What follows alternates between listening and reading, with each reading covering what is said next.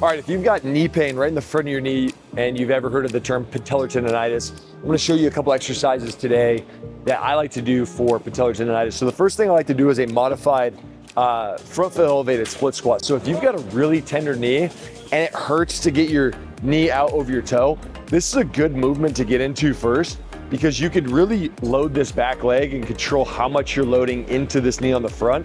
And so by putting your toe on the box, you could even do a little heel hover. You're just gonna lean out and you're gonna push your toe down into the ground as much as you can, just to feel that load in that knee.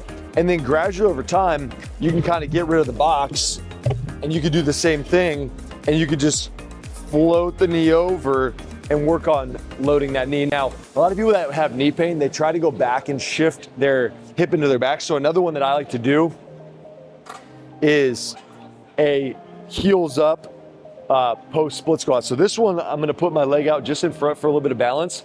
I'm gonna hold on to this post, and then I'm gonna squat down just using that leg. So this one out here, I'm not putting a lot of weight. I can kind of support myself a little bit, but I'm just gonna go down.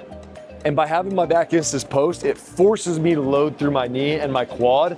And so that's a really good way to get that tendon to be more happy. Now, if it's really painful, what you could do is you could just go down just to where like the painful area is, and then just hold that in like almost like a single like wall sit kind of position, because the tendon really likes isometrics. It won't like concentric, eccentric, so up and down motions at first, but over time you'll get more used to it. One of the other things that I've been really working on, especially with my soccer players that have rectus femoris tendonitis, so knee tendonitis, but where it's more of the muscle that also crosses the hip, so one of the quad muscles, I'll put people in a split squat and then have their leg back upright so that you're getting kind of a stretch to that hip flexor area, which is probably really rectus.